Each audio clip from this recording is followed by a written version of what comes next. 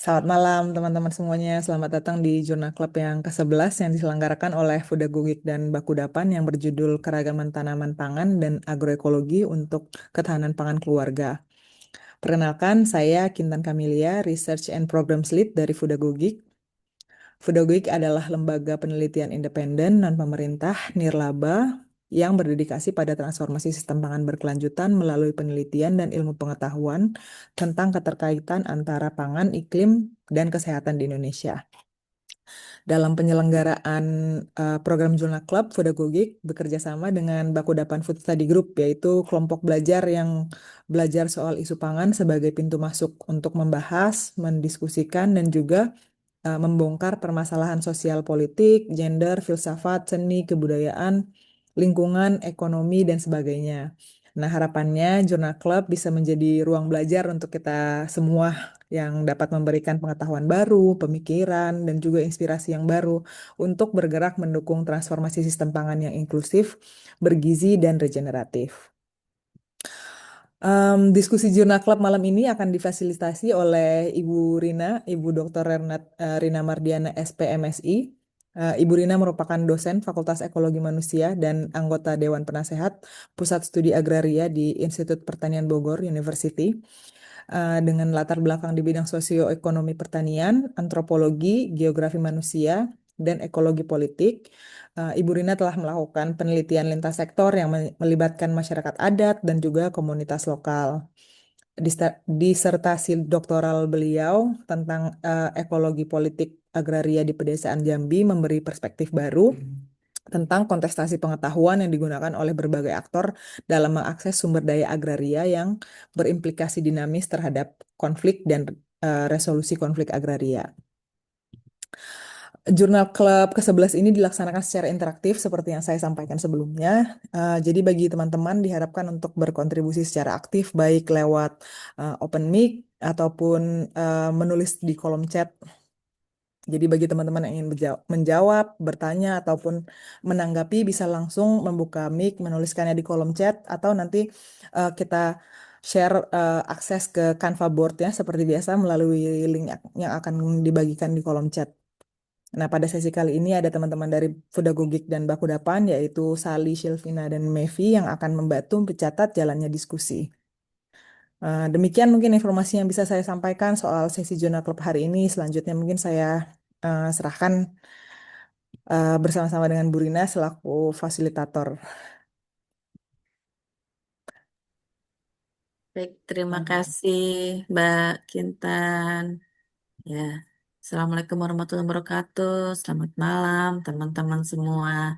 Ya, hari ini kita akan membahas ini ya, eh, artikel yang sangat menarik. Mungkin perkenalan dulu ya Mbak Kintan ya. Iya, Ibu. Em, Teman-teman di sini saya share. Jadi ada 3 pertanyaan yang mungkin teman-teman bisa jawab nih. Terlihat belum ya si Canva board saya? Kurang besar ya mungkin. Sebentar. Hmm, Jadi ada 3 pertanyaan yang bisa teman-teman jawab. Yang pertama, apa saja praktik bertanam dengan keragaman yang ada di sekitarmu? Yang kedua adalah apakah tanaman tersebut disajikan di meja makan? Yang ketiga adalah apa yang kamu ketahui tentang ketahanan pangan di sekitarmu. Jadi bebas teman-teman mau pilih dari 3 pertanyaan ini yang mana yang mau teman-teman jawab. Apakah mau tulis di kolom chat, langsung ditulis di Canva board, atau mungkin ada yang mau langsung sharing open mic. Kira-kira praktik bertanam apa yang menggunakan prinsip keragaman mungkin yang teman-teman tahu yang ada di sekitar, atau apakah em, tanaman-tanaman tersebut tersajikan juga di meja makan teman-teman? Iya, Ibu Amelia. Ya, suara saya jelas. Jelas Halo? Ibu? Ya, Jelas. ini karena mungkin maaf saya lebih dulu karena ini apa namanya koneksi internet saya biasa putus nyambung, jadinya saya mohon izin untuk nomor satu. Iya, Ibu. Ya, ya. Terima kasih, selamat malam. Saya Amalia dari Yogyakarta. Eh, saya boleh menjawab ini ya. Nomor satu apa tadi? Boleh, Apa Ibu. saja praktek? Terus Ber- senang, ya, saya senang bertanam ya.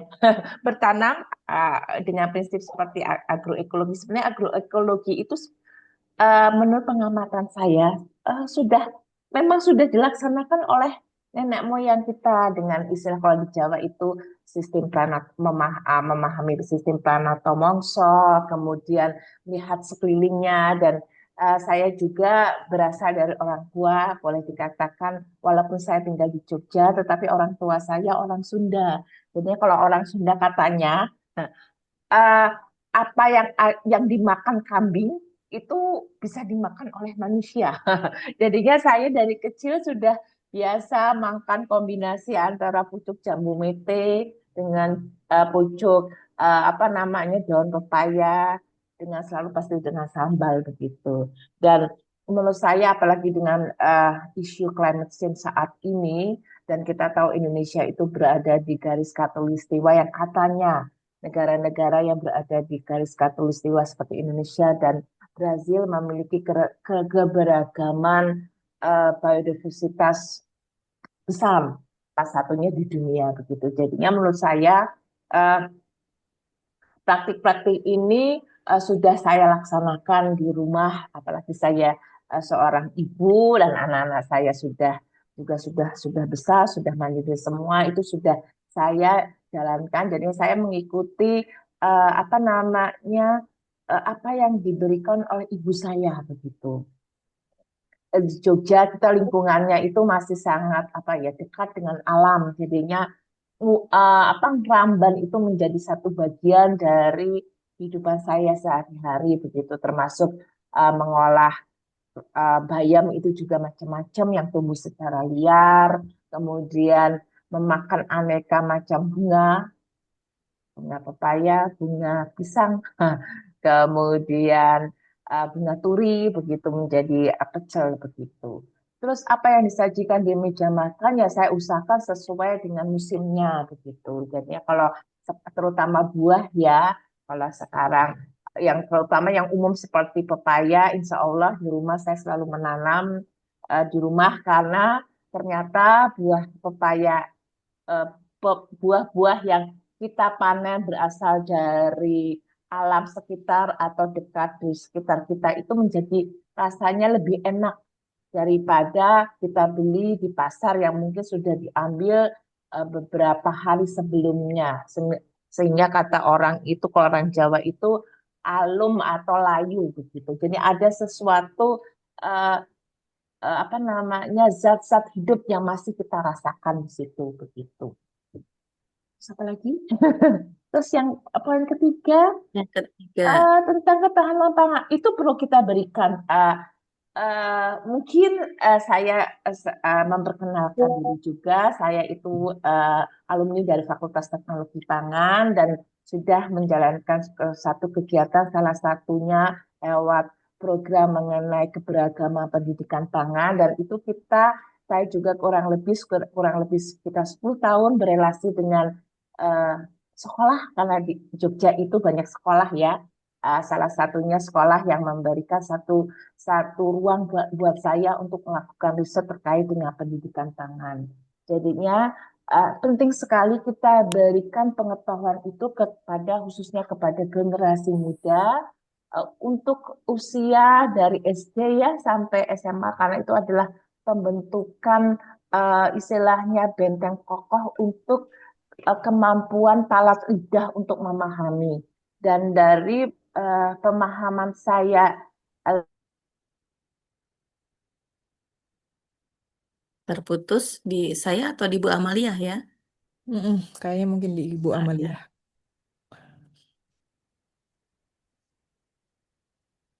Iya, luar biasa sekali ya, Bu Amalia. Eh, ya, sudah banyak menanam tanaman-tanaman pangan di rumah dan kemudian juga langsung disajikan. Jadi dari kebun ke meja, dari meja masuk ke perut, dari perut kayaknya ini jadi kompos lagi nih gitu. Tidak ada tidak ada food loss, apalagi food waste gitu. Iya, Bu. Ini juga ada mungkin dari em, Ibu Britania Sari mungkin mau share em, sistem tumpang sari. Sama nih mungkin kurang lebih dengan apa yang dibahas di dalam artikelnya. Halo, terima kasih Mbak Kintan. Selamat malam Bu Lina. Eh, Nah, jadi ketika pertama kali belajar berkebun, jadi sebenarnya ada banyak pelajarannya. Salah satunya adalah tumpang sari. Jadi manusia, nggak hanya cuma manusia aja, ternyata tanaman juga bisa saling kolaborasi. Gitu. Jadi ada tanaman yang bisa menutupi apa namanya tanah supaya jadi fungsinya sebagai pengusap tanah. Dan juga ada tanaman misalnya kita kolaborasi dengan kacang panjang yang bisa jadi nitrogen fixer gitu ya. Nah, itu sih Bu yang kalau untuk pertanyaan yang pertama. Terima kasih. nah, yang kedua, Oh, kalau untuk yang kedua, jadi setelah berkebun dan kita membiarkan ada lahan-lahan hijau di sekitar rumah kita, sebetulnya secara tidak langsung kita memberikan kesempatan atau memberikan ruang hidup untuk tanaman-tanaman liar itu untuk hidup. Nah, jadi ternyata tanpa ditanam, si tanaman liar misalnya lagi berkebun terus muncul sirih bumi, terus tiba-tiba di depan kandang ayam saya tuh ada pegagan rimbun banget padahal saya nggak pernah nanem gitu ya. Nah, pas sudah tahu bahwa ternyata ini edible, kita mencoba pelan-pelan untuk mengkonsumsi itu dikit-dikit dulu karena mau tahu efeknya ke tubuh itu seperti apa.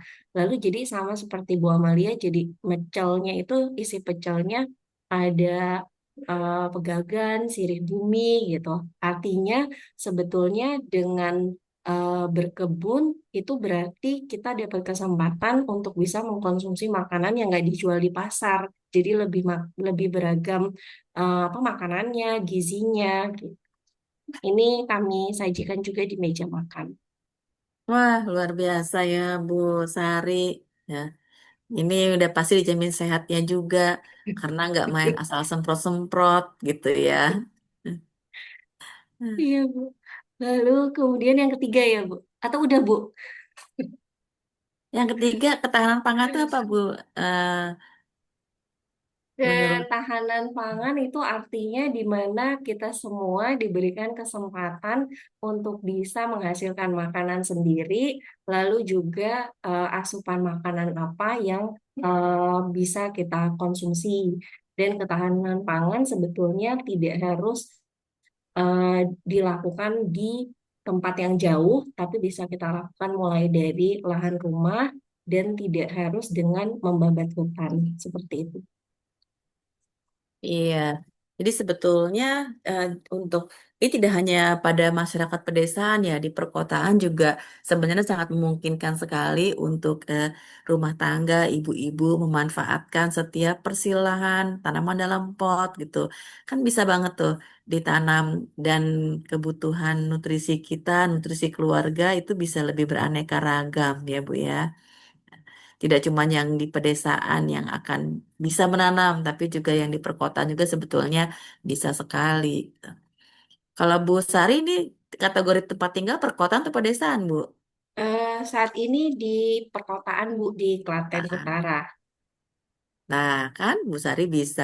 Kalau Bu Amalia di Jogjanya kategorinya pedesaan atau perkotaan? Tadi Bu Amalia Kebetulan di tengah terlempar ya kota. di Ya, tengah kota. kebetulan terima kasih di tengah kota persis. Iya, Nah, di ini contoh Kondokusuman. nih. I- Iya, contoh ini berarti untuk memproduksi pangan tidak hanya di pedesaan itu mitos banget gitu. Di perkotaan pun bisa, apalagi kalau di antara semi rural urban ya. Oke, Mbak Kintan, ada yang menarik lagi nggak komentarnya? Mungkin kita lanjut ya, Bu. Iya, Saya serahkan ke Bu Rina. ya boleh diperbesar lagi mungkin ya. Iya, sebetulnya kita akan membahas artikel yang sangat challenging sekali buat kita ya. Eh, dan ini kemudian saya kasih judul menumbuhkan keanekaragaman, memanen ketahanan. Ini maknanya luas banget dari ngomongin soal apa yang kita tanam di sekitar rumah kita yang beraneka ragam gitu. Kemudian dia tersaji dari kebun itu tersaji ke dapur, di dapur masuk ke dalam perut, dari perut kemudian kembali lagi ke alam. Tapi sebetulnya juga maknanya luas sekali ya. Kalau kita bicara keanekaragaman ini, keanekaragaman orang Indonesia, keanekaragaman agroekosistem Indonesia, akibat dari geografis Sabang sampai Merauke, pesisir, pulau kecil, dataran tinggi, dataran rendah, pegunungan, begitu. Eh, Semua sumber pangan ada di daratan dan di lautan. Dan kita juga punya banyak suku, punya banyak kultur, itu membentuk eh, kekayaan ya, keanekaragaman. Kita negara hebat gitu dan itu memacu ketahanan. Nah, kita akan memanen ketahanan apa? Ketahanan pangan, tapi juga ketahanan sosial, bahkan juga ketahanan bangsa gitu. Nah, ini pantikan luar biasa sekali dari artikel di Malawi ini menyajikan bukti empiris bagaimana agroekologi partisipatif ya inklusif dan diversifikasi tanaman atau keanekaragaman tanaman atau agroforestry gitu ya mentransformasi ketahanan pangan dan gizi perempuan di Malawi. Next berikutnya. Nah, jadi ini artikelnya ya artikelnya eh, bagaimana keanekaragaman tanaman itu mempengaruhi ketahanan pangan rumah tangga dan keragaman perempuan ya diet diet perempuan. Ini studi yang cross section di Malawi. Nah, dengan menggunakan pendekatan agroekologi partisipasi dalam proyek nutrisi dan agroekologi ya. Eh, Keywordnya jelas banget tuh. Keywordnya ada agroekologi. Apa nih maknanya agroekologi? Jadi penulis ini eh, bagus banget di dalam menunjukkan keywordnya ya gitu. Keywordnya adalah yang pertama agroekologi. Ya, agroekologi berarti bagaimana tanaman-tanaman itu beraneka ragam berdasarkan konteks ekologis, keragaman iklim, topografi, dan geografis. Yang itu juga biasa dipengaruhi oleh budaya. Jadi budaya, cara makan, kebiasaan makan itu bergantung pada sumber daya alamnya. Sumber daya alamnya itu membentuk apa yang kemudian dijadikan bahan pangan dan dikonsumsi dan itu kita sebut dengan agroekologi. Dan kemudian ini yang kedua kata kuncinya adalah food security ya. Food security dan food insecurity. Jadi ketahanan pangan dan ketidaktahanan pangan dari konteks agrobiodiversity. Nah, ini keanekaragaman sumber-sumber pangan di darat dan di laut. Kemudian juga dietary diversity nih. Nah, dan gizi yang terkait dikaitkan juga dengan gender. Struktur penulisannya dibagi tiga ya kalau kita lihat artikel. Ini artikel bereputasi, artikel yang di peer review. Artinya penulis menulis artikel ini dalam suatu jurnal yang luar biasa hebat gitu ya. Hasil kajiannya juga nanti kita bahas ini menggunakan 800 survei dalam satu proyek itu. Coba kita lihat dulu struktur penulisannya. Ada dari pendahuluan, pendahuluan ini nanti ada konteks studinya dan apa itu proyek agroekologi. Kemudian yang kedua metodologi, nanti kita akan lihat juga, kita bedah secara metodologi ya. Kemudian hasilnya apa? eh, Diskusi dan terakhir adalah kesimpulan. Jadi artikelnya sangat ringkas tapi sangat padat sekali isinya. Ini adalah artikel kuantitatif ya. Boleh next berikutnya. Jadi artikel ini sebenarnya tadi ya cross section itu lintas sektoral. Dia meneliti hubungan antara keragaman tanaman ya crop diversity dengan dua variabel utama.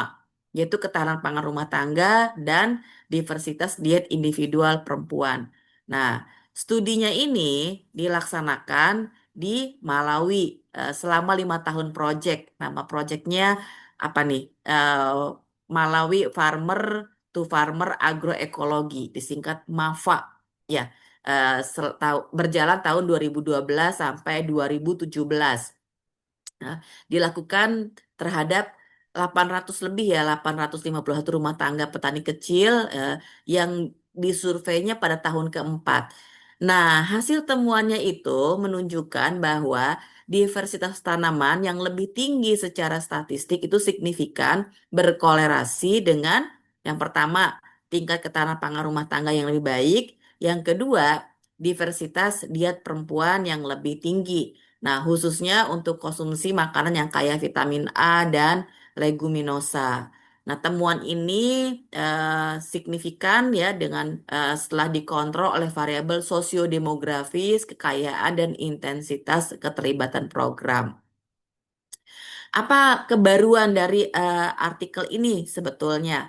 Artikel ini sebenarnya dia bicara soal pertanian subsisten yang bergantung pada monokultur, khususnya jagung kalau di Malawi.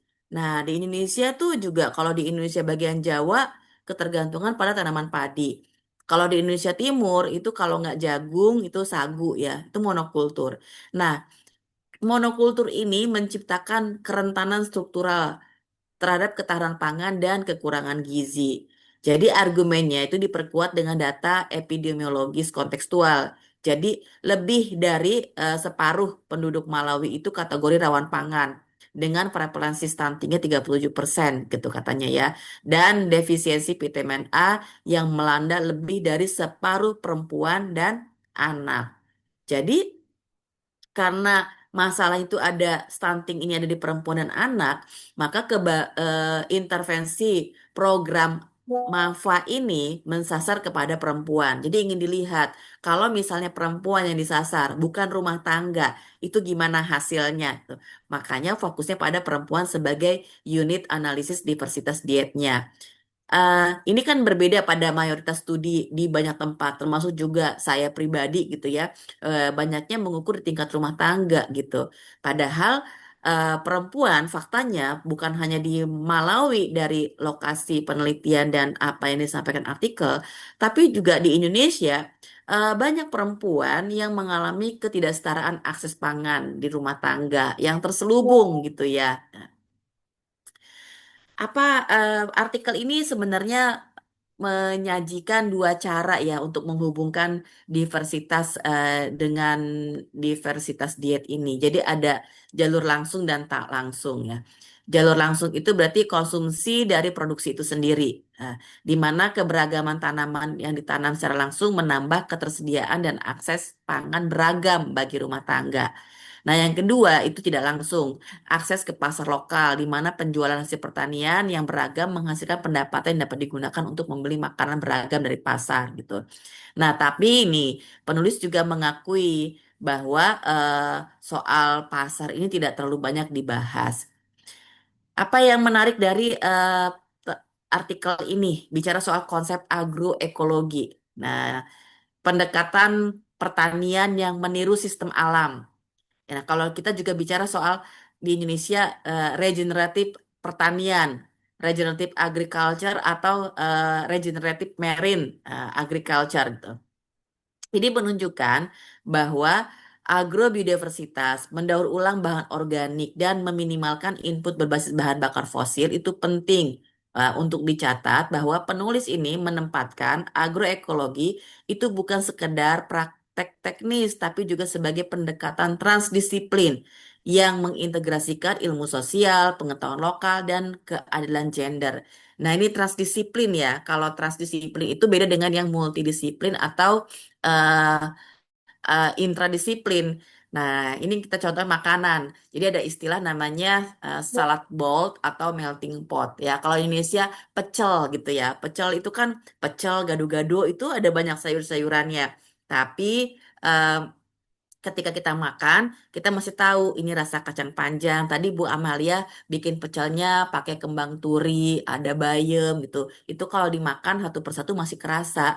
Nah, kalau melting pot, melting pot itu mix, misalnya bikin jus sayuran, sayur kale, dikasih apel, misalnya ya, dikasih wortel, dikasih tomat, dicampur semuanya. Kita nggak bisa ngebedain lagi mana sayurannya, mana buah-buahannya. Nah, itu disebut dengan transdisiplin. Jadi, konteks penelitian ini pendekatannya dia adalah transdisiplin. Ilmu sosial, pengetahuan lokal terkait dengan bahan pangan, konteks agroekosistem, agroekologi itu sangat berkaitan dengan kearifan lokal dan pengetahuan lokal.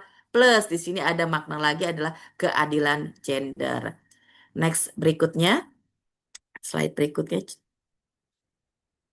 Nah, penelitian ini tadi ya gagasan utamanya ya. Jadi penelitian ini dia menggunakan instrumennya itu Household Food Insecurity Access Scale, ya HFIAS.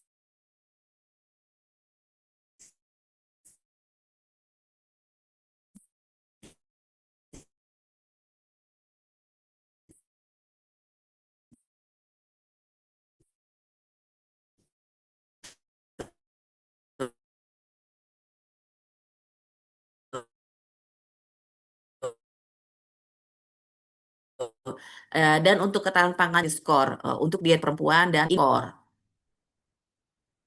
dengan 8 kelompok jenis makanan. Jadi ada buah dan sayuran,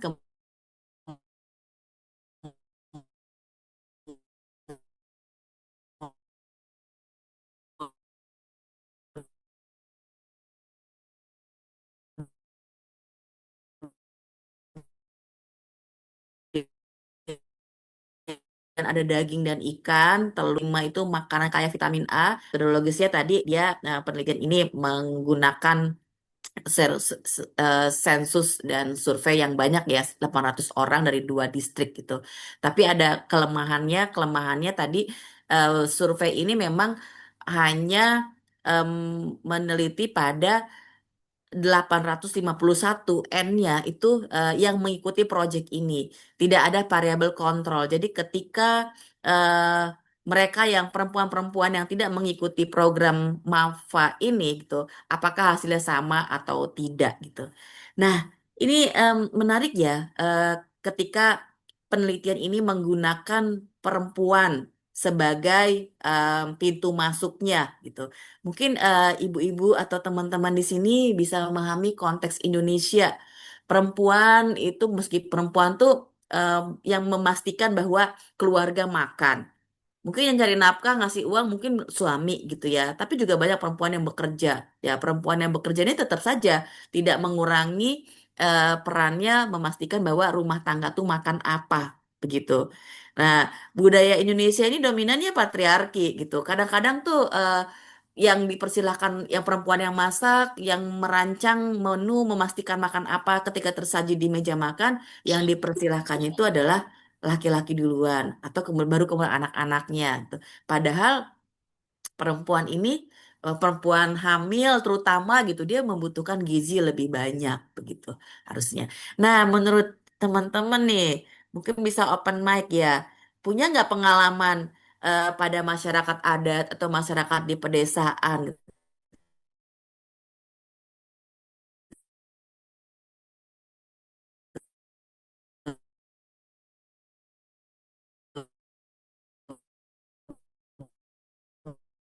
Bagaimana dominasi di Indonesia yang mirip depannya itu? Oh, saya matikan putus. Suara saya terdengar atau tidak, Mbak Kintan? Sekarang sudah terdengar Bu tadi mungkin. Sudah terdengar ya? Iya, memang sinyal tidak stabil. Mm-mm. Oke, sudah terdengar lagi ya? Sudah Ibu.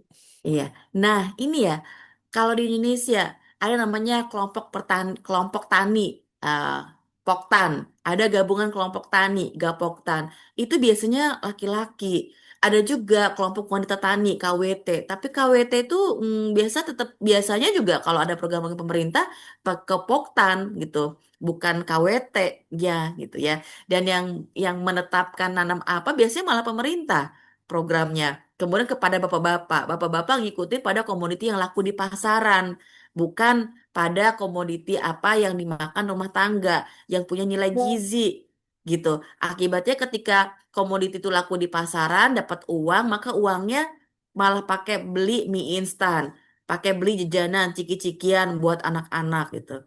Bahkan juga di banyak pedesaan yang saya amati, banyak rumah tangga petani sayuran yang bahkan waktu ke kebun sayurannya dia malah bawa mie instan dengan air panas.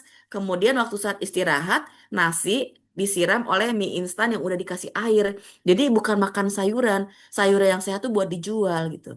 Nah, lo gimana nih? Mungkin ada yang mau berpendapat. Bagaimana konteks budaya Indonesia yang masih dominan patriarki ini kemudian membentuk eh, makan apa yang kemudian dikonsumsi oleh anggota rumah tangga.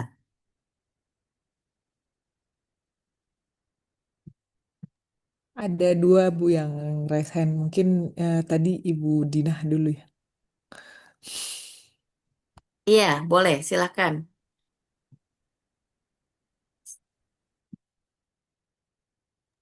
Ini siapa dulu ya, Bu? Iya, Maaf. Ibu Oh, dulu saya aja tidak tadi melihat. soalnya saya lihat Ibu. Oh, Oh iya, oke. ada Bu Amalia, ada Bu Dina ya. Ya. Iya. Maaf sebelumnya jangan panggil saya Ibu karena saya sebenarnya masih anak di bawah 30 tahun. Oh iya, iya, iya kakak aja Iya, panggilnya ya. Bu Dinah.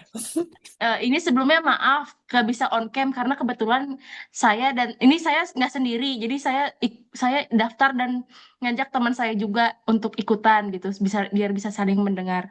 Dan kebetulan saya lagi ikut teman saya pendampingan di Kasapuhan Jamrut di Lebak. Jadi kebetulan kami lagi di wilayah masyarakat adat gitu. Jadi kita mau berbicara sedikit nih soal gimana sih keadaannya, bagaimana di masyarakat adat itu masih sangat kental dengan nilai-nilai yang cukup patriarkis, pada akhirnya berdampak juga pada pola konsumsi dan pangan yang ada di keluarga gitu. Kalau misalkan dari yang saya lihat gitu, itu sangat terlihat bagaimana di beberapa rumah, di banyak rumah, itu pada saat makan keluarga, itu banyak eh, keluarga yang mendahulukan bapak yang memakan masakan yang sudah disediakan oleh ibu. Nah, untuk ibu dan anak-anak perempuannya itu hanya diberikan eh, se, apa ya, kayak semacam sisa-sisa makanan yang sudah dihabiskan sebagian sama bapak gitu.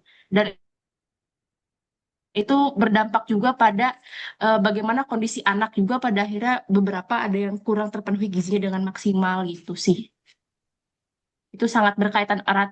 Jadi ngelihat kayak artikelnya juga itu sangat berkaitan gimana sistem patriarkis dan budaya makannya juga gitu, Bu.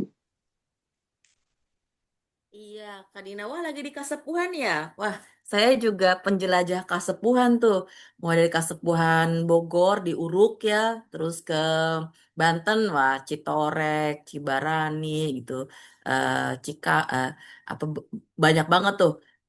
Kalau di Lebak Banten ya, terus di Kasepuhan termasuk juga Jamrut tadi Cisitu. Kalau di Sukabumi itu eh apa Cipta Gelar atau gelar alam gitu, sinar resmi gitu, Cipta Mulia gitu. Kalau kita lihat di masyarakat Kasepuhan, eh, mereka pasti tanam padi dan mereka punya tempat menyimpan padi itu ya, leit gitu kan. Dan em, masyarakat Kasepuhan itu kan hanya satu kali tanam padinya. Setelah itu mereka membiarkan si bekas sawah itu untuk jadi tanaman ikan. Jadi ditanam tanam ikan ya. Kalau di Sunda bilangnya nanam, nanam ikan gitu. Eh, kolam, tapi bukan kolam gitu. Tadi sawahnya udah panen jadi ditanam ikan. Tapi juga di sepanjang sungai itu mereka bikin apa rangkeng ikan ya gitu. Em, Nah, sebetulnya kita bisa lihat pada masyarakat Kasepuhan atau masyarakat adat, mereka memastikan ketahanan pangan di tingkat lokal, bahkan juga menuju pada kedaulatan pangan lokal gitu. Bukan cuma di Kasepuhan, tapi juga di Baduy di sebelahnya. Kenapa? Mereka mengutamakan setiap hasil panen harus masuk dulu ke leit atau ke lumbung padi itu. Nggak boleh jual. Pada beberapa masyarakat Kasepuhan, boleh dijual, tapi kalau udah surplus banget gitu kan. Terus juga mereka berdaulat secara protein begitu. Nah, proteinnya apa? Ikan. Em, tapi memang ketika ketika bicara soal siapa dulu yang harus makan gitu ya, yang diutamakan gitu, itu umum memang di Indonesia. Nah, ini yang harus kesadaran ini harus digugah gitu ya, bahwa perempuan itu yang memutuskan mengkonsumsi makanan untuk keluarga, memproduksi makanan dari keluar dari bahan dari kebun gitu ya, kemudian memasak mengolahnya. Eh, itu menarik sekali ya, Kak Dinah ya gitu. Tapi memang sistem patriarki ini bukan sekedar implikasinya ya, implikasinya itu bukan sekedar di meja makan, tetapi juga ketika ada program dari atas. Nah, ini kan program dari atas yang menentukan bagaimana kita sekarang dibentuk cara makannya.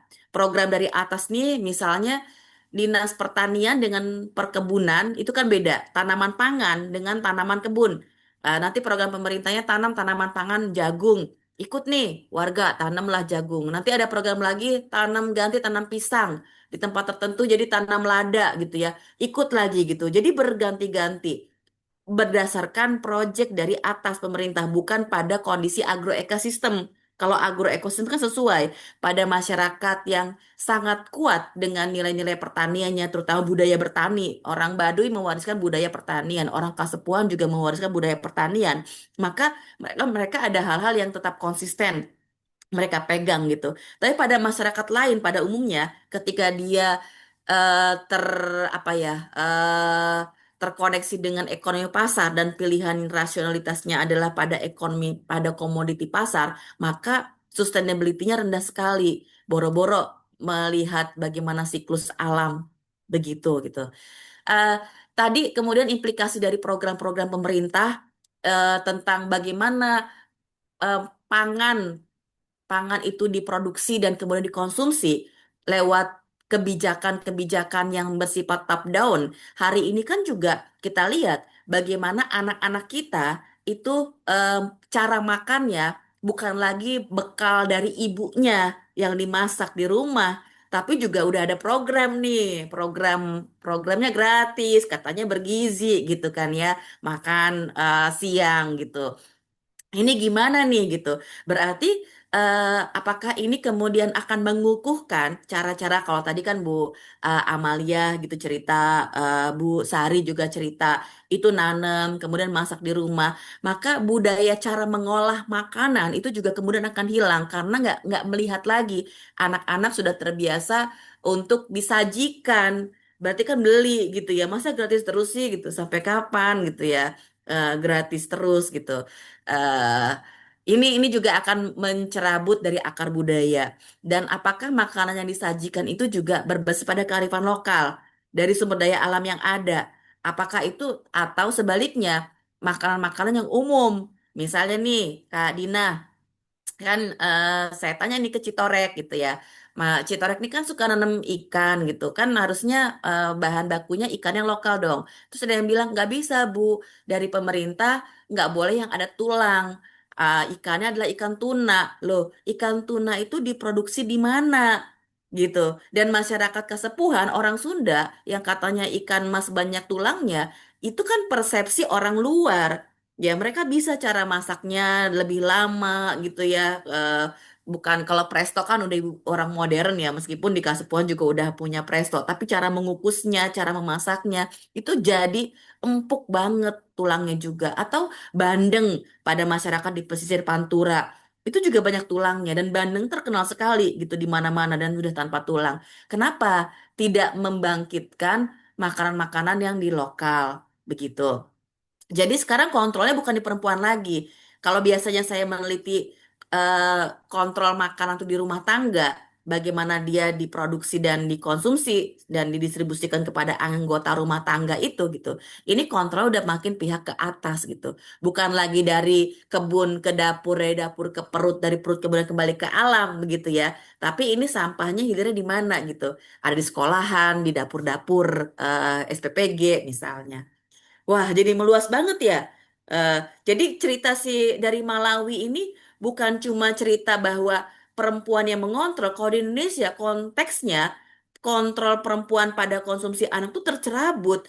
Ada anak-anak yang pulang ke rumah ngerasa ini makanan apaan Bu gitu ya. Lama-lama kan lidah itu terbentuk oleh rasa, perjalanan rasa, petualangan, pengalaman gitu. Kenapa orang Minang nggak akan bisa makan gudeg? Padahal bahan dasarnya sama-sama dari nangka gitu. Nggak bisa dia makan gudeg, padahal bahan dasarnya sama-sama nangka. Orang Jogja, begitu dikasih gudeg makanan masakan gulai gudegnya orang Minang, bisa sakit perut. Kenapa? Karena perutnya tidak terbiasa dengan pedas atau gurih begitu. Kemudian eh, orang bule nggak suka sama duren. Padahal kita wah tergila-gila sama duren gitu. Dan kita suka banget sama terasi. Tapi orang bule nggak suka terasi. Dia bakal muntah sama ketika dia mencium duren gitu kan ya. Orang Indonesia dikasih kejunya yang asli orang bule itu kan bau kos kaki busuk yang berminggu-minggu nggak dicuci gitu ya. Kata orang bule enak banget. Nah sebenarnya rasa itu kan ada di memori gitu, ada di kebiasaan. Karena lidah itu sebenarnya cuma bisa bilang enak sama enak banget aja. Tetapi memori lah, perasaan lah yang bilang, pikiran yang bilang ini nggak enak, ini kurang itu. Nah coba bayangkan sekarang, ketika kebiasaan makan dibentuk lagi oleh pusat, oleh pemerintah gitu. Bagaimana? Atau sebenarnya usulannya seperti apa? Bagaimana memastikan nutrisi ini? Karena kan sebenarnya ketika nutrisi itu diet perempuan itu jadi makin beraneka ragam pilihannya dan kemudian perempuan mengajari cita rasa yang beragam kepada anak-anaknya, maka juga lidah jadi makin kaya. Maka jadi suka makan apa aja, nggak ada makanannya nggak enak gitu. Dan keanekaragaman atau gastronomi pangan Indonesia jadi tetap tetap lestari, makanan-makanan dari Sabang sampai Merauke yang di pulau-pulau kecil yang masakannya sangat sederhana gitu ya, tapi cita rasanya sangat kuat di memori dan itu adalah makanan yang enak dan makanan yang fresh gitu. Eh, itu itu juga bisa kita pikirkan lebih lanjut nih ada apa gitu ya. Bu Amalia, ada komen lagi Bu Amalia?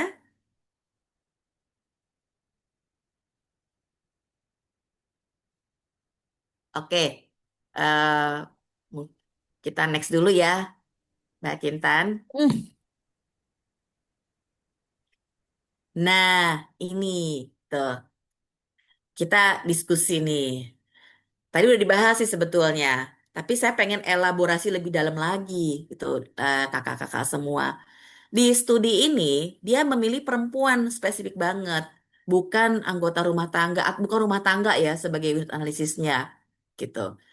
Eh, Menurut kakak-kakak nih, apa implikasinya, apa kekuatannya ketika mengambil perempuan? Udah kita bahas ya gitu. Dan apa implikasi metodologisnya jika kita hanya mengukur diversitas dia di tingkat rumah tangga secara agregat. Jadi, kan kebanyakan kita meneliti satuannya itu adalah rumah tangga, bukan kepada perempuan. Penelitian di Malawi ini, dia mengintervensi kepada perempuan yang dilihat, kaitan dengan nutrisi gitu. Eh, ada nggak kekuatan lain menurut kakak-kakak gitu, selain sudah kita bahas tadi, ketika dia memilih perempuan dibandingkan rumah tangga? Sebagai pintu masuk ya.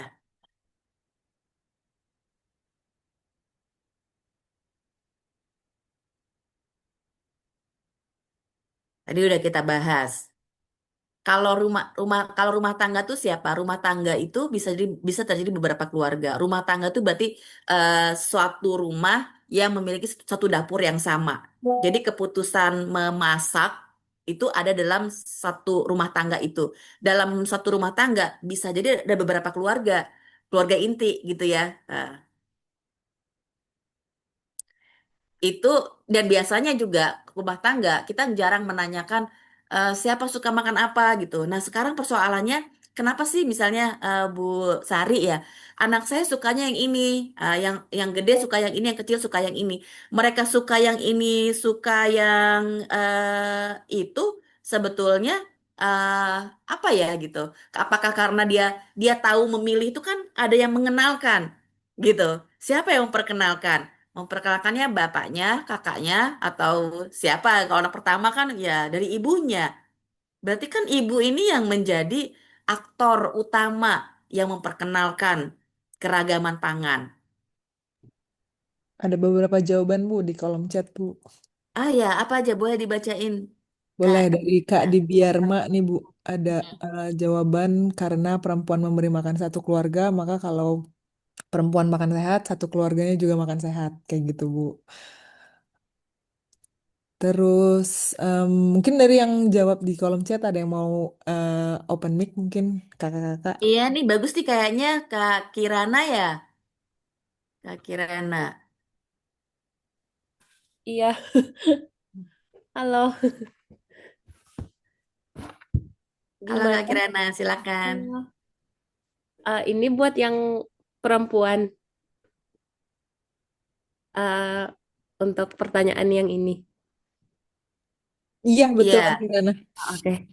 Em, Kalau menurut saya, kenapa studi ini memilih perempuan itu apa ya, cukup multidimensional sih. Jadi ada dari sisi kesehatan ibu sangat berpengaruh kepada dinamika di rumah tangga, dan juga ibu yang mungkin sedang ibu yang sedang hamil juga sangat berpengaruh pada kesehatan anaknya yang belum lahir, dan juga anak-anak lainnya, dan yang lainnya di rumah juga.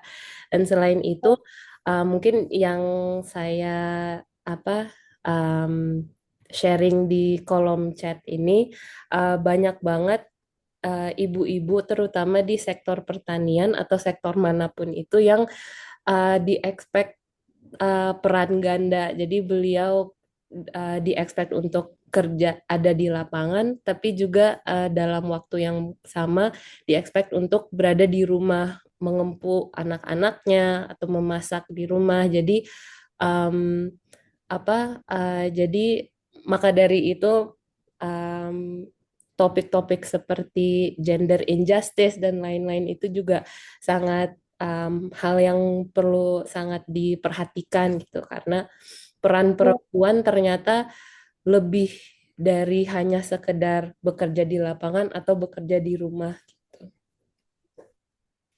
Itu sih menurut saya. Iya Kak Kirana, apalagi nih Kak Kirana nulis tadi yang di Papua ya gitu. Tadi sama juga di tempat lain di interface-nya sudah nanam jagung, nanam kedelai, atau pernah dulu ada proyek nanam lada gitu. Di Papua ini tanam rumput laut. Di satu sisi Papua tuh patriarkinya kuat banget ya.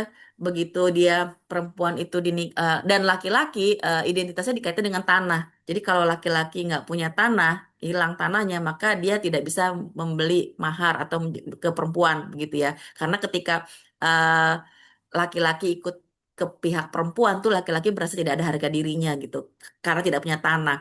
Tapi implikasinya karena laki-laki mewarisi tanah dan perempuan tidak mendapat warisan tanah gitu ya, dan itu identik dengan laki-laki, maka ketika perempuan menikah, dia dapat akses pada tanah gitu ya, tapi sebetulnya juga sekaligus tenaga kerja.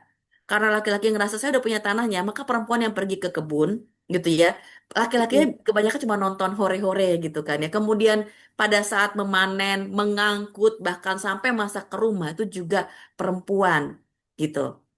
Hebat banget ya beban. Nah, itu sebetulnya peran ganda atau beban ganda sebetulnya nih, Kak Kirana gitu ya, perempuan ini. Terus tadi perempuan memastikan isi kulkas gitu ya. Kulkasnya kulkas alam gitu. Supermarketnya dari alam juga. Makanya kalau orang Papua bilang hutan itu adalah rahim ibu. Dia memberi makan kita semua gitu. Maka jangan sampai dirusak. Kalau hutan rusak, hutan kita semua akan rusak. Kenapa disebut dengan rahim ibu? Kenapa disebut dengan ibu pertiwi, ibu bumi, Mother Earth, ibu perempuan lagi. Bahkan dalam kitab suci ya, misalnya di tradisi Islam, siapa yang ini? Ibumu, ibumu, ibumu gitu. Bahkan surga juga di telapak kaki ibu gitu. Berarti ini kan ibu yang memperkenalkan semuanya, ibu yang mengajari eh, kehidupan. Ibu yang memperkenalkan makan pertama itu dari mana? Dari ibu, dari air susu ibu. Jadi bayangkan apa yang dimakan oleh ibu itulah yang pertama kali dirasakan oleh anak. Tadi Ibu Amalia bilang Sunda, ya saya juga Sunda tuh Bu Amalia, makan lalap-lalapan gitu. Tapi lalapannya sekarang udah banyak pestisida gitu ya. Makanya kontaminan pestisidanya juga ada di air susu ibu. ASI ini pindahlah ke anaknya, makanya anak bayi juga udah terkontaminasi pestisida.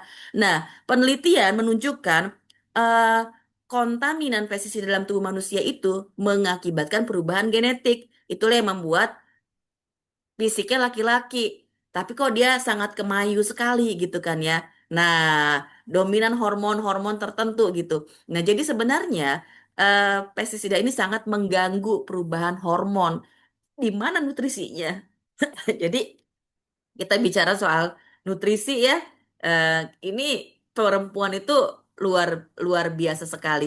Makanya ketika penelitian ini mengambil pintu masuk ke perempuan, saya kira ini terobosan yang luar biasa dan juga harus dilihat di Indonesia dan bisa dikaitkan juga dengan faktor budaya patriarkat, bukan patriarkat dalam artian eh, em, laki-laki menentukan mau makan apa, masakannya apa gitu, tetapi lebih kepada program-program pemerintah yang kemudian mengintervensi kepada laki-laki karena dianggap laki-laki sebagai kepala keluarga, pencari nafkah utama dan penentu keputusan gitu. Dan itu implikasinya kan kepada lahan lahan itu ditanam apa, itu berdampak kepada perempuan gitu. Itu sebetulnya ya gitu. Oke, sekarang kita lanjut ke pertanyaan berikutnya. Nah, kita bicara Indonesia ini beragam. Indonesia di Jawa biasanya makannya padi, beras gitu. Sedangkan kalau yang di luar Jawa itu subsisten tuh seperti di NTT gitu, itu makannya eh, sagu atau jagung gitu. Tapi meskipun juga kalau di Indonesia aslinya dulu nggak makan tunggal, sebetulnya ya gitu. Kita kaya banget kebijakan lagi-lagi kebijakan pemerintah lah lewat revolusi hijau era Soeharto itu membentuk cara makan kita jadi padi semua. Bahkan kalau di Papua ada umbi-umbian, segala macam padi, petatas itu apa keladi ya, eh, sagu dan lain sebagainya itu sangat beraneka ragam. Itu kemudian berubah. Orang Papua sekarang jadi makan beras. Orang Indonesia Timur, Maluku makan beras, bukan lagi jagung atau sagu. Beras kemudian menjadi komoditi yang prestisius. Kalau nggak makan beras, nggak makan nasi itu namanya nggak keren gitu. Nah, ini kan implikasi lagi-lagi kebijakan. Maka lagi-lagi saya ingin katakan, ketika cara makan anak-anak kita sekarang ditentukan oleh sekolah, di sekolah gitu ya. Nah, bagaimana nih dengan kekayaan lidah Nusantara dengan keanekaragaman pangan ini? Nah, jadi pertanyaannya, apa sih sebenarnya hubungan antara keanekaragaman tanaman dengan diversitas diet perempuan itu apakah akan mengikuti pola yang sama seperti di Malawi? Ah, faktor apa yang mungkin itu sama atau tidak sama dengan konteks Indonesia? Lagi-lagi ya konsennya. Tadi ada kelemahan penelitian yang di Malawi ini. Meskipun samplingnya udah besar, 800 orang, dan itu disensus pada semua penerima program, dia tidak membandingkan dengan yang tidak diintervensi program. Nah, jadi dia melihat bahwa itu ada peningkatan dampak bagus gitu kan. Tapi kan juga selalu ada faktor-faktor lain. Nah, faktor Indonesia apa kira-kira nih? Apakah ketika kalau diintervensi sama seperti di Malawi atau sebenarnya enggak nih ada kondisi Indonesia bisa gitu ya, bisa jadi karena kultur gitu, bisa jadi karena sumber daya alam gitu. Apa tuh? Sudah ada yang jawab?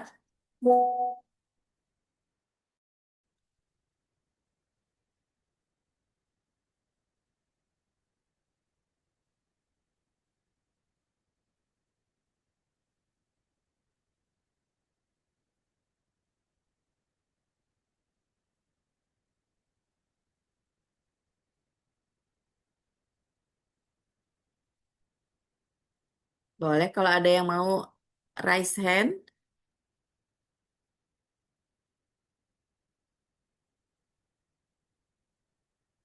untuk konteks Indonesia.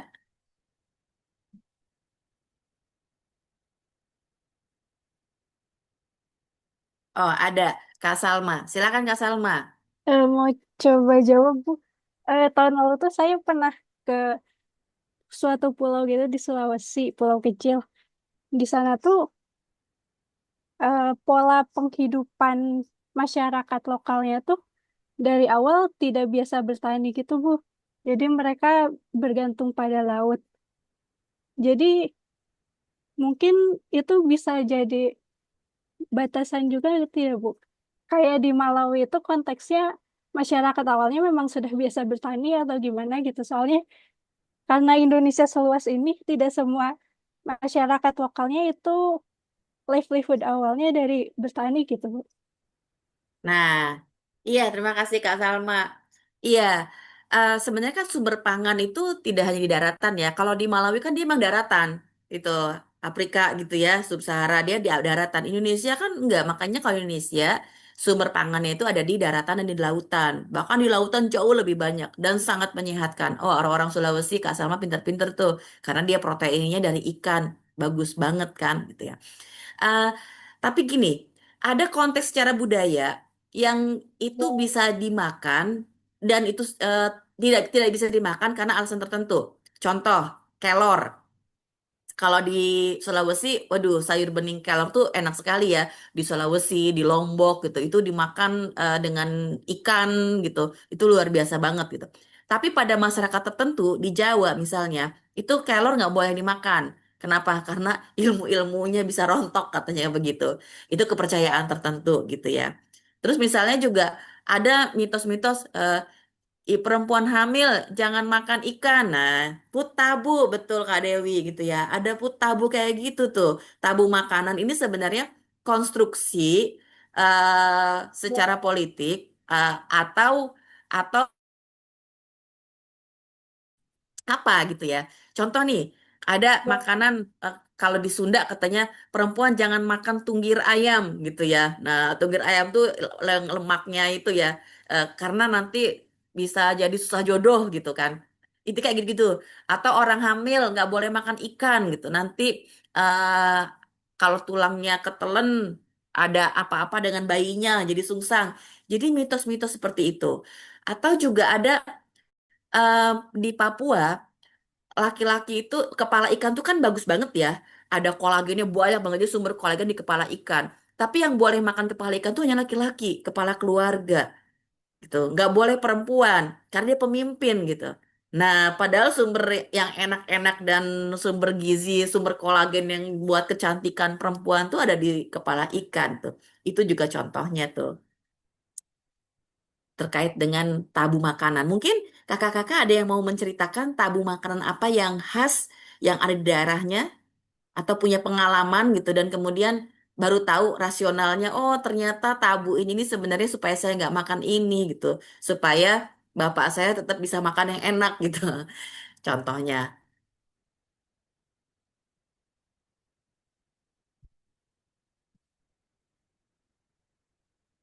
ada yang punya pengalaman Bu, terkait tabu makanan?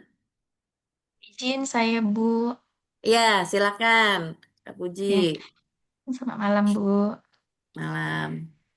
Ya, terkait dengan tabu makanan ini, Bu, saya pernah diskusi dengan teman yang asli, karena saya bekerja di Mentawai ya, Bu ya, asli Mentawai ini. Jadi ternyata di sana itu, Bu, ada tabu makanan untuk ibu hamil. Jadi ibu hamil tidak boleh makan ikan terlalu banyak, katanya nanti jadi apa? Cacingan gitu. Anak-anak juga nggak boleh makan ikan banyak, ibu nggak boleh makan telur banyak, dan itu kan sudah menyalahi aturan gizi sekarang ya Bu ya. Untuk pencegahan stunting kan harusnya malah banyak makan protein. Tapi itulah apa namanya budaya yang secara turun-temurun mereka percayai terkait dengan pola makan ini Bu gitu. Jadi ini menjadi apa namanya kerja keras lah dari tenaga kesehatan dan bukan mungkin bukan hanya tenaga kesehatan tapi kita semua untuk bisa memberikan eh, masukan dan input untuk ini atau sosialisasi gitu kan Bu kepada masyarakat yang katakanlah memang masih tinggal di daerah-daerah terpencil gitu. Jadi kalau untuk peneliti-peneliti karena di sini saya lihat banyak yang peneliti ya Bu ya sampai ke daerah-daerah terpencil. Jadi mohon eh, masyarakat pada umumnya itu kan percaya ya kepada orang yang mereka anggap lebih berpendidikan gitu. Walaupun memang secara adat budaya mereka sudah mengenal itu, tapi mereka mau juga mendengarkan informasi dari luar gitu, Bu. Tapi mereka yakin nih bahwasanya oh ini memang benar-benar orang yang layak kami dengarkan dibandingkan misalnya tetangganya yang nyampaikan Bu atau bidan tapi bidan itu jauh lebih muda umurnya tapi rumahnya di sana atau asalnya dari sana gitu. Jadi mereka bilang kamu aja dulu bidan apa dukun beranak yang bantu melahirkan kok sekarang ngajarin kami gitu. Jadi lebih percayanya malah sama orang luar biasanya begitu Bu. Jadi menitipkan juga kepada para peneliti kalau mungkin salah satunya kayak apa namanya tradisi di Mentawai lebih mendengarkan informasi dari luar gitu untuk bisa mengubah yang mereka dapatkan dari secara turun temurun tadi yang salah itu gitu Bu. Demikian Bu, mungkin pengalaman dari saya Bu. Wah, terima kasih banyak ini pengalaman langsung dari Mentawai ya sebagai perangkat pemerintah nih Bu Puji ya. Iya, jadi Mentawai itu kan banyak sekali ikan-ikannya bagus-bagus, tapi justru dibilang jangan banyak makan ikan perempuan anak-anak gitu, nanti malah cacingan. Lah kok sangat kontras sekali ya, paradoks sekali gitu. Padahal tujuannya buat apa? Biar ikannya banyak dijual gitu. Dan, Nggak, Bu. dan yang dimakan nanti ikan-ikan asin, ikan-ikan sisa gitu. Jadi sebenarnya lebih kepada ekonomi, cara untuk mengatasi untuk supaya lebih banyak ke pasar uang gitu kan yang keluarganya dibatasi, dibikin mitos seperti itu. Ini kan sebenarnya pengaruh pengaruh pasar global ya, karena kan masyarakat mempercayai seperti itu, gitu kan? Ya karena masyarakat mempercayai seperti itu, maka kemudian Bu Puji bilang nggak mempan kalau orang lokal yang ngomong, yang membalikkan rasionalitas itu harus dari orang luar argumen itu gitu. Karena sebenarnya orang lokal sedang beradu ekonomi gitu dengan komoditi ikan ini dengan pasar luar gitu ya. Jadi ya ini sarannya. Kalau mengatakan, membenarkan, membalikan kembali sesuatu yang keliru di masyarakat, tadi sebenarnya kalau orang Jawa kelor, kelor itu dulu bertahan lama loh sebagai tanaman yang tidak bisa dikonsumsi buat orang tertentu karena tadi ilmu-ilmu gitu ya. Ikan sumber protein, sumber kecerdasan yang kemudian dia dibatasi gitu. Makanya eh, harusnya orang yang pesisir itu banyak makan ikan, tapi faktanya yang memproduksi ikan malah tidak makan ikan atau makan yang sisa-sisa saja. Nah, inilah suatu paradoks ya yang harus kita bongkar bersama karena begitu lidah kita tidak diperkenalkan dengan rasa makanan itu, maka kemudian kita tidak tahu itu makanan enak. Contoh, Indonesia tuh baru loh kenal teh hijau. Kenapa? Karena teh hijau kita itu kan bagian dari politik transaksi kemerdekaan kita. Dia dibawa ke Eropa gitu. Baru beberapa tahun, puluh tahun belakangan ini sudah lunas. Artinya teh hijau bisa diambil, bisa dikonsumsi oleh orang kita. Dan orang-orang kita, termasuk saya, ibu, nenek saya, sukanya minum teh itu adalah teh batang-batang, bukan teh, bukan pucuk teh betulan. Apalagi teh hijau nggak enak gitu. Biasanya adalah batang-batang teh yang difermentasi. Kenapa? Karena tidak tahu yang mana yang enak gitu. Nah, jadi kalau orang pesisir tidak tahu rasa ikan yang enak dan kebiasaannya makan ikan-ikan kecil gitu, ikan-ikan teri, nike gitu, itu emang enak juga gitu. Tapi dibandingkan dengan ikan-ikan besar, ikan cakalang, ikan tuna, kenapa harus diekspor ikan sunu, ikan kerapu, mungkin mereka malah jarang makan. Nah, ini problem ya. Jadi intervensinya memang PR-nya banyak banget nih buat kita. Bagaimana memastikan diet perempuan. Jadi kalau perempuan banyak banget varietas makan dan dia tidak menghalangi, arti tidak menghalangi itu tidak membatasi, maka sebetulnya juga ketahanan pangan keluarga, keanekaragaman makan, kebiasaan makan, dan keinginan untuk terus makan-makan lokal gitu, itu jadi makin tinggi.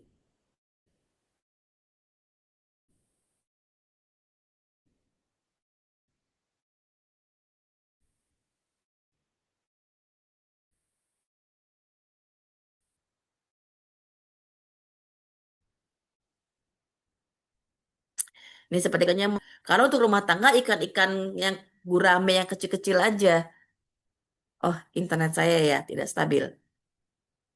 Oke, coba kita next berikutnya.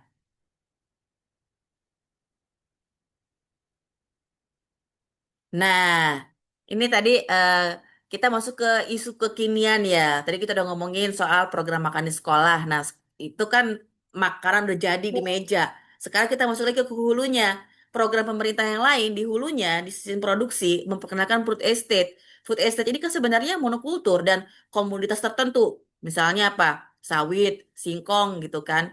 Nah, ini gimana nih?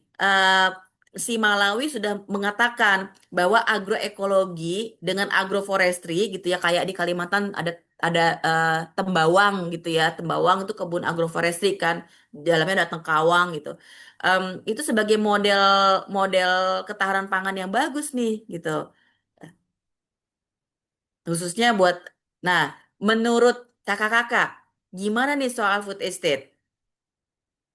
Food estate ini monokultur. Kita sebenarnya sedang memproduksi pangan untuk global atau untuk ketahanan pangan rumah tangga, semua rumah tangga, ketahanan pangan lokal di seluruh Indonesia, maka dia berkontribusi kepada ketahanan pangan nasional, yang artinya juga pada kedaulatan pangan. Tuh. Ada nggak yang mau komentar tentang program-program pemerintah, program dari atas nih? Karena kan nanti kita akan em, menutup diskusi ini dengan apa sih inspirasinya buat Indonesia dan apa tekanannya pada kebijakan. Kita punya dua kebijakan. Satu, kebijakan terkait dengan sistem produksinya yang food estate, itu kan bagaimana dia dihasilkan tanam sawit semua, tanam tebu semua, tanam padi semua begitu ya dalam skala besar. Yang kedua, dari sisi konsumsinya yang ingin disajikan di sekolah-sekolah.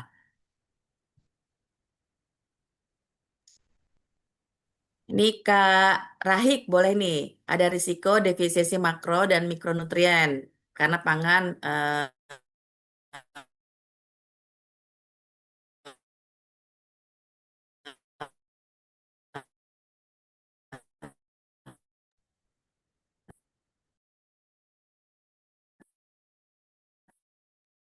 Iya, Kak. disupport oleh komoditas. Kak Rahik mau komentar langsung? Bisa open mic? Iya Ya, Bu, saya silakan Kak mau Rahik.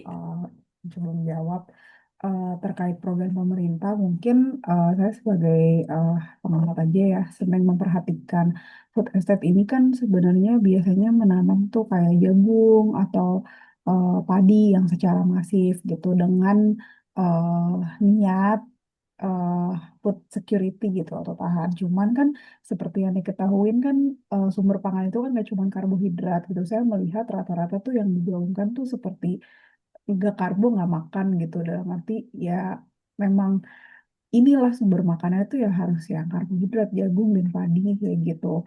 Sedangkan program terakhir yang cukup populis yang menggalakkan sumber pakan lain itu yang saya pernah dengar ya gemar makan ikan gitu. Waktu itu sempat ada program pemerintah yang cukup masif juga kedengaran yang memang support untuk ayo makan ikan gitu. Itu kan sebenarnya memang apa ya encourage untuk makan protein juga. Nah, sejauh ini kalau yang akhir-akhir ini food security itu dikesankan seperti yang penting karbonya ada gitu. Padahal kan sebenarnya banyak mikronutrisi, lemak dan protein, makro yang lain atau bahkan mikro-mikro yang sebenarnya nggak kelihatan sehingga orang tuh jadi luput gitu. Oh, ya kita nggak rasa kita butuh mikronutrisi atau misalkan protein dan lemak toh udah ada nasi, udah ada jagung, itu udah dirasa cukup gitu sih. Itu cukup mengganggu mindset sih saya rasa. Iya, iya. Wah, ada tambahan lagi nih, Kak Henita Fajar, silakan. Iya, selamat malam Ibu. Mohon izin belum bisa open cam. Ah, Ibu, eh, mungkin menyambung dari Kakak Rina tadi. Kalau menurut saya, tapi ini nggak tahu ya Bu, kalau salah ya mohon maaf. Mungkin nanti bisa Ibu bantu nanti dijelasin lebih detail lagi. Kenapa kita nggak berfokus ke komoditas unggulan lagi Bu? Karena kan apa namanya Indonesia itu punya daerah-daerah komoditas unggulan seperti itu. Mungkin dari situ juga bisa dikembangin untuk fokus di komoditi pangan, komoditi horti dan sebagainya kayak gitu.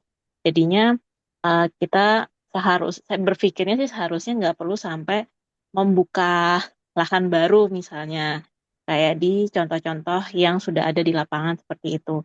Tapi balik lagi memang harus perlu riset lagi dan pengecekan ulang apakah cara ini bisa dilakukan dan juga kan sudah ada itu Bu apa sih yang kayak waktu di Batu itu atau di daerah Malang pasar agribisnis kayak gitu ya Bu ya Mm-mm. kayak gitu. Jadi apakah program-program itu tidak bisa dimanfaatkan kembali gitu. Jadi tidak eh, kalau menurut saya apa ya berusaha memakai sesuatu yang sudah ada, kebijakan yang sudah ada atau program yang sudah ada, tetapi misalnya masih ada kekurangan itu kita perbaiki dan kita coba terapkan kembali ke masyarakat seperti itu, Bu.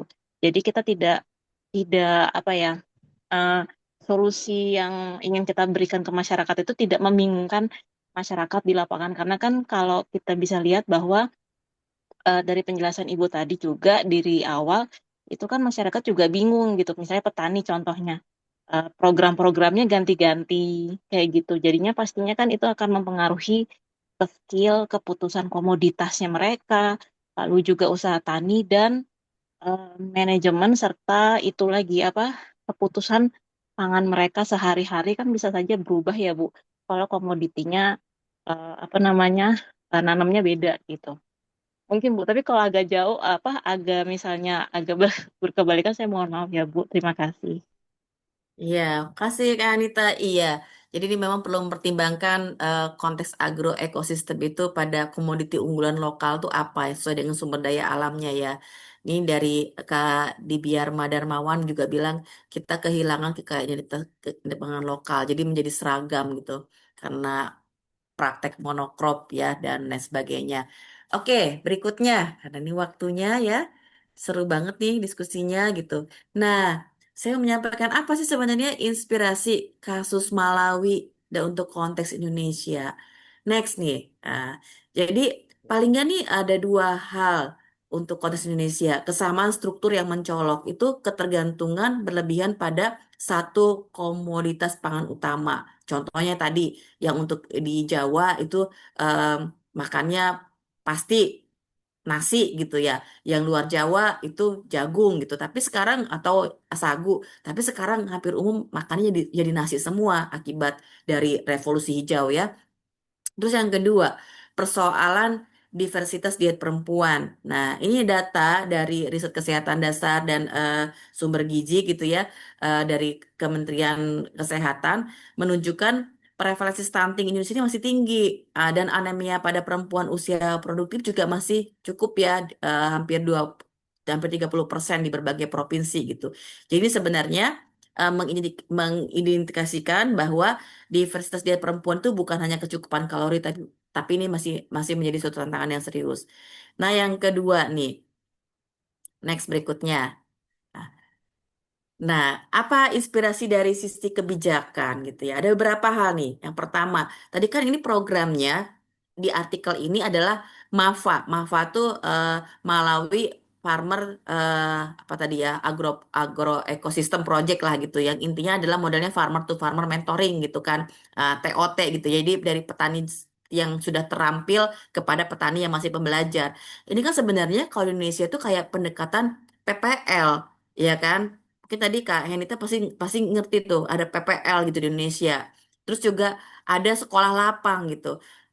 Di Malawi dengan si MAFA ini mungkin pendekatannya kan horizontal antar petani itu lebih efektif, inklusif dibandingkan dengan PPL yang top down dan kadang-kadang PPL ini bukan kadang-kadang lagi lebih sering jadi perpanjangan lidah pemerintah, kebijakan pemerintah, program dari atas langsung ke bawah gitu. Terus yang kedua, integrasi edukasi gizi. Tadi udah ada ya kakak-kakak yang ngomongin juga pentingnya literasi gizi ya. Terus juga kebiasaan dari perempuan yang memperkenalkan makanan pertama kepada anak gitu. Jadi ini program integrasi edukasi gizi ini harus jadi pembelajaran kritis kalau di Malawi gitu ya. Di Indonesia ada program ketahanan pangan, ada juga program gizi. Misalnya kalau program gizi itu di 1000 hari pertama kehidupan. Nah, persoalan Indonesia itu ada silo kelembagaan nih. Kementan sendiri kemana, yang Kemenkes sendiri kemana gitu kan. Nah, sebenarnya kalau kita belajar dari kasus Malawi, ini pentingnya mengintegrasikan antara, eh, kan tadi ya, Malawi ini bagus banget nih dari artikel ini. Ngomongin soal agroekosistem, tanaman, keanekaragaman dengan diet perempuan gitu kan. Perempuan yang ini.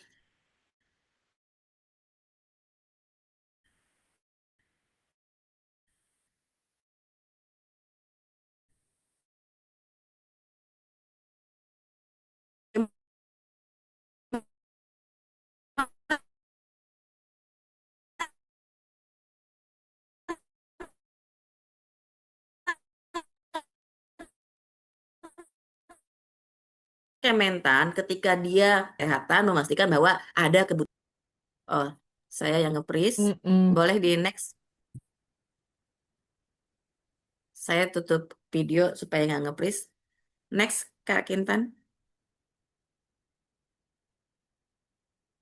Slide berikutnya. Mm. Sudah kelihatan ya, Bu? Oh ya udah, ya ini baru.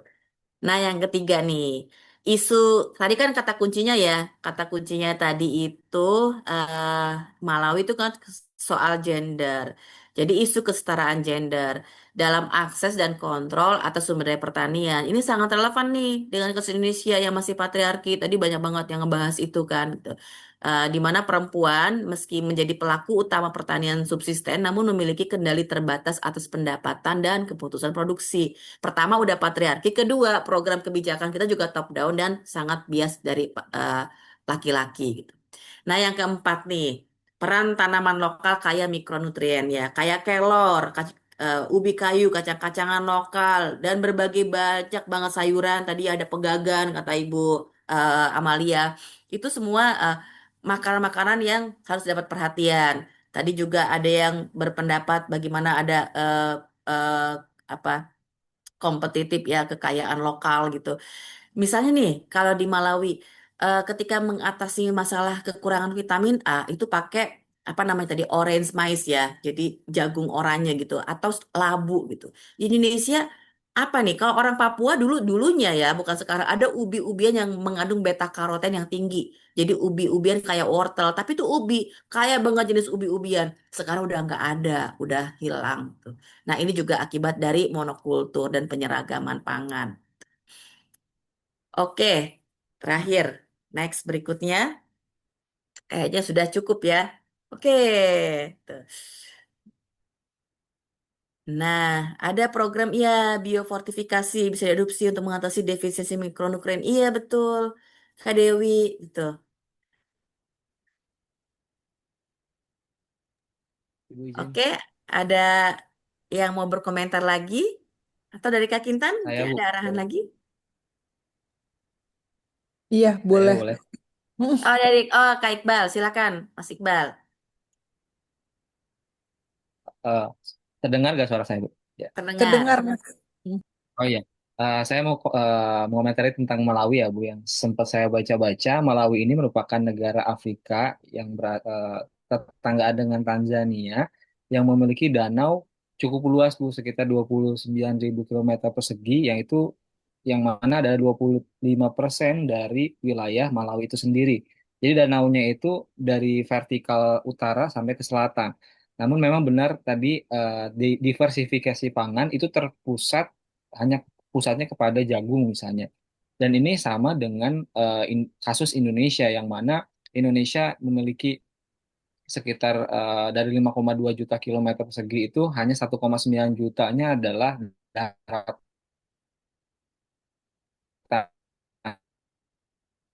Sedangkan kita sama-sama memiliki kasus yang mana kita tidak bisa mengoptir dari laut. Atau kalau dalam kasus Malawi, samaan kasusnya dan juga harus ada solusinya adalah kemudian optimalisasi pangan yang berasal dari laut ya sebagai sumber protein.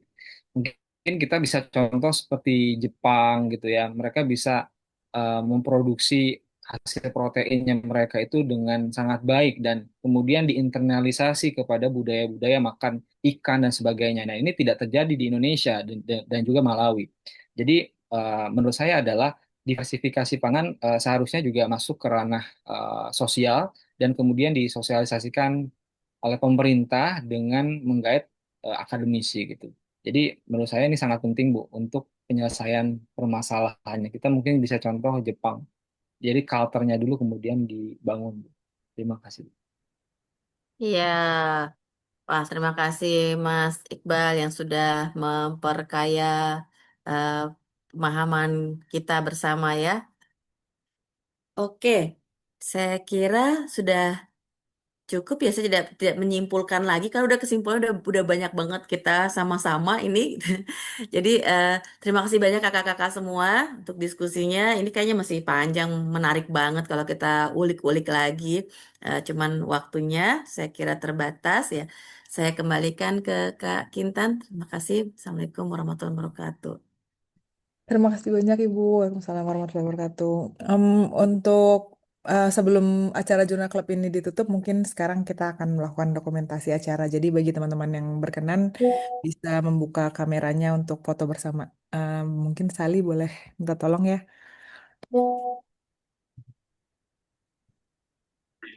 Oke, ini aku akan ambil gambarnya juga ya untuk dokumentasi.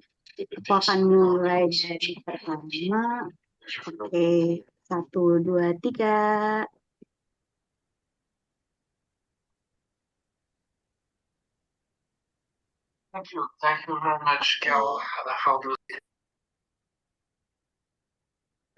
Udah ya, Sali. Udah. Untuk yang kedua sekarang 1, 2, 3.